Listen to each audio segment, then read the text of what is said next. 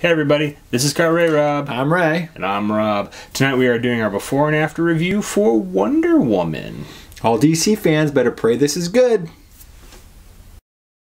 So admittedly, I am hesitant about this movie. We broke down the trailer for Wonder Woman. We did Is DC in a Death Spiral video. Yeah. So there's a lot riding on this for not just Wonder Woman, but the whole DC universe. I feel like this movie is probably going to be pretty good. I just don't know if it's going to be memorable. It won't be bad, is what I'm kind of getting from it. Yeah, we'll see. For me, I'm a little bit more down on it. This is kind of a make it or break it for me in DC. Trailer, looked good to me. I was really psyched actually by the Suicide Squad trailer. We all were tripped there. And what did we get? And Wonder Woman, same thing, decent trailer. But we'll see what the end result is. I'm optimistic though. I will say I think this could do it, maybe more so than any movie that's come before it. But we will see. We will see. Let's be fair and let's go check it out. Let's go check it out right now. All right, Rob. Did Wonder Woman save the DC universe? At least from my perspective, we got one. We got one! This is definitely the most fun I've had at a DC movie in a while. Maybe ever. Maybe ever. Maybe ever. Tonally, they were able to balance that darkness that Zack Snyder had really tried to bring into their films and really made something that I was able to connect with and really enjoyed watching. Wonder Woman is by far the best movie that they've put out. Yeah. If you're going back to, I guess, Man of Steel, I think by far this is the best movie. It felt way different. Still felt like it fit in the universe. Because, the movie takes place in World War I. There was still a lot of gloom, a lot of death, a lot of bad things happening. The difference was Wonder Woman wasn't, succumbing to that and also participating in that. She was, the opposite. She was fighting against it, where, Superman just kind of it's too much. But she was like, no, this is crap. Or this is not the way it should be. And she was the opposite. So she was this bright light that had some levity to her and was able to connect with the characters around her and still make a really fun journey to watch. And it's not perfect. No. It's not perfect, but it's a great start. They might have found a model to replicate now. Absolutely. All right, Rob, I don't think we can go any further breaking down this movie without talking about Gal Gadot. It's the most successful female superhero. Well, to be fair, she was not the first female superhero in a movie. Helen Slater, 1984, Supergirl, woo! Okay. Even since then, we've had Elektra, Catwoman, yeah, I'm not saying they were good movies. They've tried. I think their failures might have been what's taken so long for us to get Wonder Woman. This character does have probably more of a following than a lot of those other characters. The TV show obviously helped. It's hard to not go into the girl section of a clothing store and you see the graphic t-shirts and there's Wonder Woman. There's always a Wonder Woman. That's a big reason why this movie was made and why it was this superhero and then not remaking Catwoman or trying to restart one of those other franchises. But think about it. Wonder Woman is always known to be the holy trinity of the DC universe. 6 or 7 Superman movies, double that for Batman movies, and even in the DC movie universe, this is the 4th movie? I will say, as far as DC is concerned, especially in their, whatever, if you want to assign a phase number to this, the Zack Snyder years. They started with what they knew would be successful. Bankable. So Superman, Batman, that's where you start. If you're kind of restarting the DC film franchises, that's where you start. In the grand scheme of when they've come back, it's not that far off. Hollywood did. Yeah. That's more of the issue is Hollywood. They had to make this movie, so they had to give her some build-up. A lot of people will say that she's probably one of the better parts from Batman vs. Superman, which is a shame because she's the one who's not in the title of the movie, but she's in the center of the box. Right. I think they just did a really good job of executing it. And I give a lot of props to Gal Gadot, too, because I think she did a great job with the role. I will say a lot of people, bring up the whole ideals of feminism, and Wonder Woman, like you said, is a big part of that. Sure. I think a funny aspect of that is, definitely not trying to take anything away from Gal Gadot. Like she said, she was great. She was fun. But she's an extremely attractive woman, scantily clad, fighting bad guys for 2 hours. Awesome. And then the normal-looking woman is the comic relief. There is a little bit... Yeah, no, absolutely. It absolutely is. But I'm just saying, let's have a little bit of perspective when we're talking about this. It is still a superhero movie, and they're still going to conform to a lot of those tropes. But I will say, there's going to be a lot of little girls that are going to walk out of that theater wanting to be Wonder Woman, which is fantastic. fantastic. It's awesome and definitely needed. But I have to say, I'm really hoping that there's going to be at least a portion of those little girls that are going to walk out of that theater and want to be Patty Jenkins, the director, because she, in my opinion, is the real hero of this movie. Definitely from the Marvel movies, I think the directors are the ones that have made the movies, and I think you can argue in the DC universe, the directors will be the ones who have failed this universe so far. Absolutely. Patty Jenkins is the one who got it right. It takes some bravery to take on a character like Wonder Woman because she is wearing a very sexy uniform, you know? Then how do you get the audience to take her seriously beyond that? Kind of a scary role to try to balance both those and appeal to both audiences. I think Patty Jenkins did a great job at that. Breaking records for female directors at the box office, bursting down doors. She is kicking them open right now, and I think that's fantastic. She really knew what she was doing with this character. She was the point of view that this movie needed, and you want to know what? I'm going to go in and go ahead and say she's the point of view that DC needs right now. I agree. I think she is the role model definitely to take away from this movie. The other side though, I still, you know, Wonder Woman is the hero of the movie, so and they did, I think, a great job of just making her look badass. And I'm definitely, as I said before, I am not trying to take away from Gal Gadot. She was an amazing Wonder Woman. I just think that Patty Jenkins and her point of view, her strength is what made this movie really exceptional, and I just want to make sure that she really gets the accolades that she deserves for that. My favorite uses, I think, with Patty Jenkins' use of Gal Gadot was that Wonder Woman fight scene, the No Man Land fight scene. Man, that was great. I never expected to walk away from this movie thinking that I was going to see one of my favorite battle scenes in a superhero movie, but I really feel like I did with that scene. Absolutely. And they say women can't direct action films. Ha! Wrong. Proven wrong. This scene just emotionally had you so vested in there that you just wanted Wonder Woman to go across that trench and just kick ass. Yeah. One of the things that worked for the Gal Gadot character was kind of like her naivete, you know, coming from Themyscira, you know, to the real world, and she doesn't understand anything, which, I mean, it makes sense. You wouldn't, like, you know, if she came and understood everything, you know, that'd be weird. But you know, but she obviously continued to, you know, gain more and more knowledge, and maybe become a little bit more and more jaded as, you know, the story goes, and you know, we'll get into more of that. But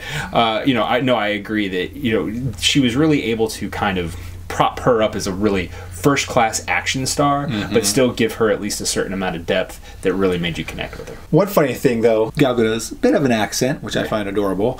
It's funny because then on the island of Themyscira, where she's from, all those actresses had to take on Gal Gadot's accent because they weren't having her change the accent, so they all had to change. Your guys' parts are smaller. You need to She's the blueprint, not you. They're trying to see a Robin Wright match Gal Gadot's accent. Yeah, I mean, you listen to her play Jenny in Forrest Gump, or play Claire Underwood. Yeah, Claire Underwood, or play the aunt in this movie. A wide range of grammatical ability, I guess. One of my things that I think didn't work with the movie for me, like reaction leaving the theater or while I was watching, was I didn't love the Themyscira part. I just wasn't feeling like I was getting into it. Well, I think an interesting way to look at that is that sequence, a lot of times in other movies, would be used as some kind of a flashback. You know, they're going through their adventure or whatever, maybe should be thinking back on that. She's already in a flashback, so a flashback in a flashback would be really weird. It's like pure origin story. It's kind of like the nuts and bolts origin part of the story. And I thought that the actresses around her, you know, Robin Wright, Connie Nielsen, I thought they really helped make that part interesting. But I definitely get what you're saying. Where I thought the movie turned around for me was pretty much when Chris Pine showed up. There was big time chemistry between him and Gal Gadot. Yeah, fantastic chemistry. I thought that's when the movie really got fun. That's when you started to see the comedy aspect turn into the movie, which I really wasn't expecting. No, I wasn't either at all. I thought some of the exchanges between the two, when you got to see Wonder Woman's innocence with Chris Pine, they sort of have these conversations like sex. She was staring at him naked for a while. Kind of felt really different from stuff you'd seen in superhero movies, and was funny, and just like, then I was like, all right, this movie's working. The tread hit the ground and really started going. That 1-2 combination really did help make the movie. For me, we'll get into, there's some other stuff that didn't work, but I think their roles kind of even help some of that stuff feel like it worked worked more than probably what it actually did. I was super happy with Chris Pine. I thought he played a really great sidekick. He was the sidekick. I mean, there's really no way to... Well, we had said we thought he was going to play the Dudezel in distress. I mean, she did pull him out of the water. I think they tried really hard to make it not feel like that. Sure. And I think for the most part, they pulled it off. When she pulls him out of the water, that's definitely, you know, Dudezel in distress. Yeah. She saves him in the alley when she catches the bullet or deflects the bullet. So I think there was definitely a couple times where it happened, but Chris Pine did a great job. His character embraced it. You know, it didn't make him look weak because he was a very strong character throughout. There was a balance that I didn't know if they were going to be able to strike, which I think good storytelling, good directing was why they were able to. Absolutely. You know, I mentioned it before, there was some stuff that didn't work. The villain. Ares, you know, conceptually was cool, but in execution really just kind of fell flat for me. We've kind of brought up some of the traps of an origin story. I think poor villains is one of them because you have to devote so much time to the lead character that I think it's hard to also develop a villain. You know, I don't think they really did here. I think through some of the exposition of Wonder Woman's background is where they introduced the Ares character. From that point on, it's really just a shell game of who the actual villain was. Right. And that's the only thing that made it interesting from then on. For me, I was really glad when it wasn't Danny Huston. I'm like, if it's Danny Huston, if he's Ares, it's so obvious, it would have kind of killed the movie for me. In all honesty, I wasn't really impressed with David Thewlis being Ares either. I felt like that was, to me, an obvious choice as well. In a superhero movie, a lot of the time it's, you know, you're battling against this villain. While she was, yes, battling against Ares' influence the whole movie, the fact that you never really saw him, I think really detracted from that. This hidden ball trick of who the villain is isn't an original idea either. It's something we've seen in like the Harry Potter franchise, just to name one. I feel another way, I guess, to look at it would be like the real villain though was like mankind. They kind of blur the line at the end of this movie on how much influence Ares really had, which I kind of also felt like that hurt his character because I mean one of his last monologues is saying how oh no, I barely did anything, I just whispered in their ear or something like oh, so you're basically useless in this matter? Is that what you're saying? Yeah. I mean, I get your point on that. For me, what even made it less effective, personally kind of sick of, you know, when you have these superhero movies that revolve around gods. You know, it happened in Thor with Loki, and, you know, it's happening here with Ares, where is mankind worthy enough of living? Are they worthy enough to live? The hero becomes disillusioned because man is, you know, obviously deeply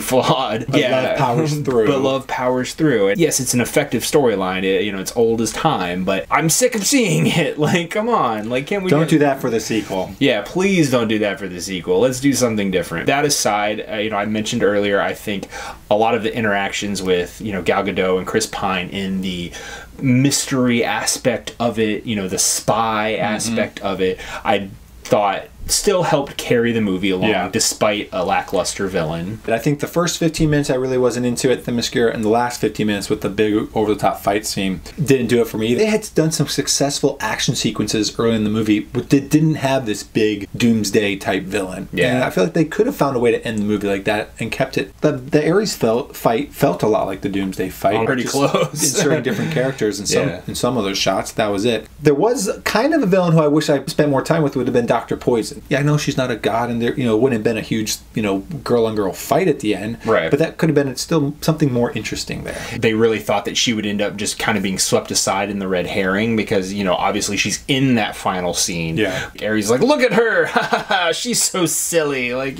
she's so dumb like the rest of mankind. Kill them all! And she was visually cool, you know, having the kind of prosthetic cheek thing, jaw. You actually got to see her for the majority of the movie, which was nice. And they kind of started hinting that, you know, this dastardly, really, you know, heavy stuff that she was experimenting with, scary stuff, but instead, you know, they kind of just let her go to the wayside for this, you know, conceptual villain that I think, again, just fell flat. I think it would be unfair to review this movie without seeing maybe some similarities, maybe some small, maybe some bigger, between this movie and Captain America, the First Avenger. And I'm not just talking about the fact that they took place, you know, in a war, which they both did. Spoiler alert.